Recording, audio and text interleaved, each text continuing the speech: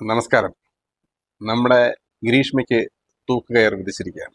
നമ്മളെല്ലാവരും ആഗ്രഹിച്ചതും നമ്മളെല്ലാവരും പ്രതീക്ഷിച്ചതുമായ ഒരു കാര്യം തന്നെയാണ് ഗ്രീഷ്മയ്ക്ക് ശക്തമായ രീതിയിലുള്ള പണിഷ്മെന്റ് കിട്ടും എന്നുള്ളത്. ഇവിടെ ഞാൻ അതിനെ നോക്കിക്കാണുന്നത്, ഒരു കുറ്റം ചെയ്യുക എന്ന് പറയുന്നത് രണ്ട് തരത്തിലാണ്. ജന്മന കുറ്റവാസനയുള്ള കുട്ടികളുമുണ്ട്, സിറ്റുവേഷനിൽ തെറ്റ് ചെയ്തു പോകുന്ന കുട്ടികളുമുണ്ട്. കുട്ടികളുടെ കാര്യം മാത്രമാണ് പറയുന്നത്. ഇതിനകത്തിൽ ജന്മന കുറ്റവാസനയുള്ള കുട്ടികളെ കൃത്യമായ കൗൺസിലിംഗ് ഏർപ്പെടുത്തി തന്നെ ഒരു പരിധി വരെ അവരുടെ ചിന്താരീതികളെ മാറ്റിയെടുക്കാൻ കഴിയും എന്ന് തോന്നും. പക്ഷേ സിറ്റുവേഷൻ ബേസിൽ ഏതെങ്കിലും ഒരു പ്രത്യേക സാഹചര്യത്തിൽ വരുമ്പോൾ കുറ്റം ചെയ്തു പോവുക അല്ലെങ്കിൽ ഒരു ക്രൈം ചെയ്തു പോവുക എന്ന് പറയുന്നത് നമുക്ക് മാറ്റിയെടുക്കാൻ പറ്റുന്ന ഒരു കാര്യമല്ല. സിറ്റുവേഷൻ ബേസ് ചെയ്താണല്ലോ ഉള്ളത്. ഇവിടെ വിദ്യാഭ്യാസ രീതിയിൽ, വിദ്യാഭ്യാസ സമ്പ്രദായത്തിൽ വരുത്തേണ്ട ചില കാര്യങ്ങളെക്കുറിച്ചാണ് ഞാൻ ഒന്ന് രണ്ട് നിർദ്ദേശങ്ങളാണ് ഞാൻ വെക്കുന്നത്. അതായത് വിദ്യാഭ്യാസ കാലഘട്ടത്തിൽ നമ്മൾ ടൂർ പോകാറുണ്ട്. ടൂർ പോകുക എന്ന് പറഞ്ഞാൽ ഊട്ടി, കൊടൈക്കനാൽ, മൂന്നാർ അങ്ങനെയുള്ള ചില സ്ഥലങ്ങളിലാണ് നമ്മൾ ടൂർ പോകുന്നത്. അതൊക്കെ നല്ല കാര്യം തന്നെ. എന്റർടൈൻമെന്റിന് വേണ്ടിയിട്ട്, റിഫ്രഷ്മെന്റിന് വേണ്ടിയിട്ടൊക്കെയാണല്ലോ നമ്മൾ അത്തരം ടൂറുകൾ സംഘടിപ്പിക്കുന്നത്. അത്തരത്തിലുള്ള ടൂറുകളോടൊപ്പം തന്നെ വിദ്യാഭ്യാസ കാലഘട്ടത്തിൽ കുട്ടികൾ കൃത്യമായ വേറെ ചില പാക്കേജുകൾ കൂടി ചെയ്ത് എടുക്കുന്നത് അവരുടെ ചിന്താഗതിയെ റിഫൈൻ ചെയ്യാൻ ഉപകാരപ്പെടും. ഒരു ഉദാഹരണത്തിന്, കൃത്യമായി ജയിലുകൾ സന്ദർശിക്കാനുള്ള അവസരങ്ങൾ കുട്ടികൾക്ക് ഒരുക്കി കൊടുക്കുക. അതുപോലെ തന്നെ പോലീസ് ഡിപ്പാർട്ട്മെന്റിന്റെ സെമിനാറുകൾ സംഘടിപ്പിച്ച് ആ സെമിനാറുകളിൽ കുട്ടികളെ പങ്കെടുപ്പിക്കുക. അതുപോലെ തന്നെ മെഡിക്കൽ കോളേജുകളുണ്ട്, വലിയ വലിയ മെഡിക്കൽ കോളേജുകളിലെ കാഷ്വാലിറ്റി,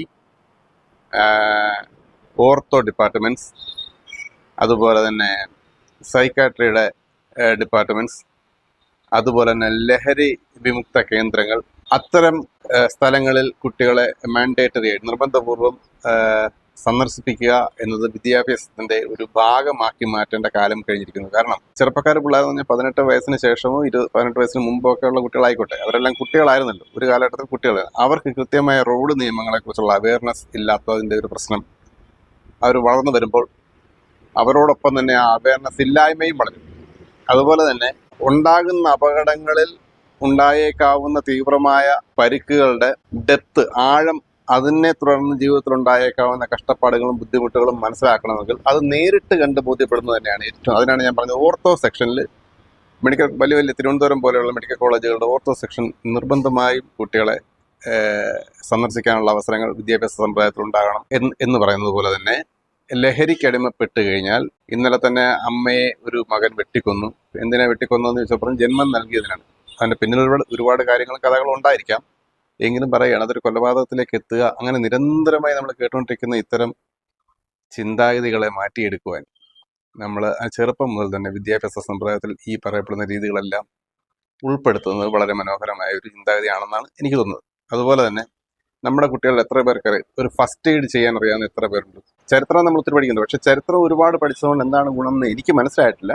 മുന്നോട്ടുള്ള ജീവിതത്തിൽ പുറകിൽ നടന്ന കാര്യങ്ങളെക്കുറിച്ച് പറഞ്ഞ് വീമ്പുകൊള്ളുന്നതിനകത്ത് വലിയ കാര്യമുണ്ട് എന്ന് എനിക്ക് തോന്നുന്നില്ല.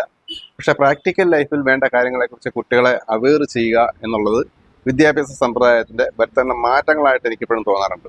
ഒരു എക്സാമ്പിൾ, ഒരാൾക്കൊരു ഹാർട്ട് അറ്റാക്ക് വരുന്നു എന്ന് കണ്ടാൽ അദ്ദേഹത്തെ ഏത് രീതിയിൽ സഹായിക്കണം എന്ന് കുട്ടികൾക്കറിയില്ല എന്ന് പറഞ്ഞാൽ, ഈ കുട്ടികളാണ് നാളെ പൗരന്മാരായി വലുതായി വരുന്നത് എന്നുള്ളതുകൊണ്ടാണ് പറഞ്ഞത് അവരെ ചെറുപ്പത്തിലെ ഇത് പഠിപ്പിക്കണം. MBBS പഠിപ്പിക്കണം അല്ലെങ്കിൽ ഡോക്ടറാക്കാൻ പഠിപ്പിക്കണം എന്നല്ല ഉദ്ദേശിക്കുന്നത്.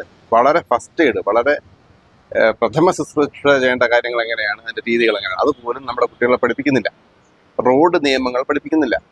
അതുപോലെ തന്നെ ലഹരി ഉപയോഗിച്ചാൽ ഉണ്ടായേക്കാവുന്ന വിപത്തുകളെ കുറിച്ച്, ലഹരി ഉപയോഗിച്ചതിന്റെ പേരിൽ ജീവിതം നഷ്ടപ്പെട്ടു പോയ, അവരുടെ ആരോഗ്യം നഷ്ടപ്പെട്ടു പോയ ആൾക്കാരെ നേരിട്ട് കണ്ട് ബോധ്യപ്പെടുത്തി കൊടുക്കണം ഇനി വരുന്ന തലമുറയെങ്കിലും. വിദ്യാഭ്യാസ സമ്പ്രദായത്തിൽ നമ്മൾ അനാവശ്യമായ കാര്യങ്ങൾ ഒഴിവാക്കിയിട്ട് ഒരു കുറ്റം ചെയ്താൽ ഉണ്ടായേക്കാവുന്ന ശിക്ഷയെക്കുറിച്ച് കൃത്യമായ അവബോധം സൃഷ്ടിക്കണമെങ്കിൽ അത് ജയിലുകളിലും അത്തരം സ്ഥാപനങ്ങളിലും സന്ദർശിച്ച് തന്നെയാകണം. അത്തരം സന്ദർശനങ്ങളും അത്തരം ദൃശ്യങ്ങളും അവരുടെ മനസ്സിൽ നിന്ന് പോവില്ല. അപ്പോൾ ജന്മനാ കുറ്റവാസനയുള്ള കുട്ടികളെയും അതുപോലെ തന്നെ സിറ്റുവേഷനിൽ പ്രതികരിക്കുന്ന കുട്ടികളെയും അവരെ ക്രൈമിൽ നിന്നും പിന്നോട്ട് വലിക്കാൻ ഇത്തരം ദൃശ്യങ്ങൾ അവരുടെ മനസ്സിൽ പഠിപ്പിക്കുകയല്ല, പതിപ്പിക്കുകയാണ് വേണ്ടത്. അങ്ങനെ പതിപ്പിച്ച് ആ കുട്ടികളെ വരാൻ പോകുന്ന വിപത്തിന്റെ ആഴം മനസ്സിലാക്കി കൊടുക്കുന്നത് വളരെ നല്ല കാര്യമായിരിക്കും. നമ്മൾ സ്കൂളിൽ സെമിനാർ സംഘടിപ്പിച്ച് ഈ ലഹരിക്കെതിരെ സെമിനാറുകൾ സംഘടിപ്പിക്കുന്നത് നമ്മൾ കാണാം. പക്ഷേ ഈ ലഹരിക്കെതിരെയുള്ള സെമിനാറുകൾ സംഘടിപ്പിക്കുമ്പോൾ അവിടെ കുറച്ച് ആൾക്കാർ പ്രസംഗിക്കുന്നു, ഇവിടെ കുട്ടികൾ വേറെ പല ബിസിനസ്സിലേക്കും വേറെ പല കാര്യങ്ങളിലേക്കും പോകുന്നു, അവർ പരസ്പരം പറയുന്നു, ചിരിക്കുന്നു. ഇതാരും എത്ര ശതമാനം ആൾക്കാരിലേക്ക് കുട്ടികളിലേക്ക് ഇത് കൺവിൻസ്ഡ് ആകുന്നുണ്ട് എന്നുള്ള കാര്യത്തിൽ എനിക്ക് സംശയമുണ്ട്. ഞാനത് ശ്രദ്ധിക്കാറുണ്ട്.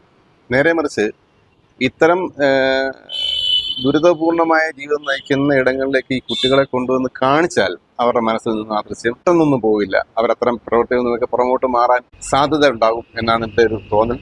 ഇവിടെ എന്തായാലും കോടതി ഷാരോണിനും ഷാരോന്റെ കുടുംബത്തിനും നീതി ലഭിച്ചിരിക്കുന്ന അവസ്ഥയാണ്. എങ്കിലും മറ്റൊരു പെൺകുട്ടിയുടെ ജീവിതം ഇതോടെ തീരുകയാണ്.